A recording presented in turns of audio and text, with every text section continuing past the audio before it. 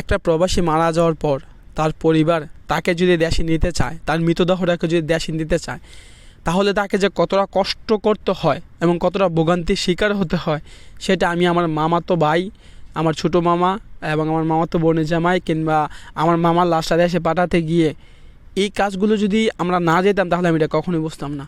আমার কাছে সবচেয়ে বেশি কষ্টকর লাগতেছে এই বিষয়টা যে একজন প্রবাসী দেশের জন্য, পরিবারের জন্য রেমিটেন্স যোদ্ধা যাদেরকে বলা হয়, তারা দীর্ঘ 20 বছর 22 বছর কিংবা 30 বছর কাটানোর পর এই দুর্বয়সে মারা যাওয়ার পর তার লাশটা দেশে নেওয়ার জন্য কি তার দেশের মানুষকে তার দেশের অ্যাম্বাসিগুলোতেও ঘুষ দিতে হয়।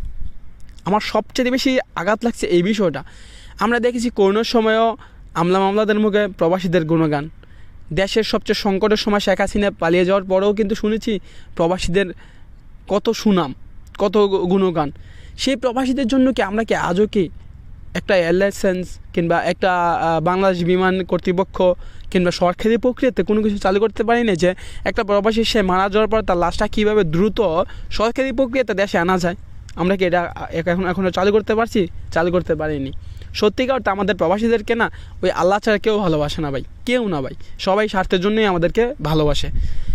এই প্রবাসী মানুষটা এত বছর বিদেশ করার পরে তার লাশটাকেও দেশে নিতে হলে তার পরিবারকে, তার পরিবারের মানুষদেরকে কতটা ভোগান্তির শিকার হতে হয় সেটা আমরা ছাড়া আর কেউ জানে না ভাই। আর যারা এই পরিস্থিতিতে পড়ছে তারা একমাত্র জানে।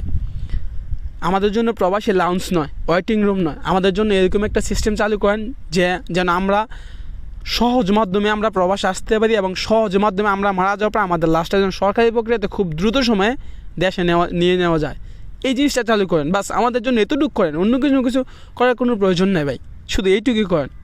আমাদের জন্য আল্লাহ ছাড়া কেউ নেই আমাদের প্রবাসীদের পাশে, কেউ না।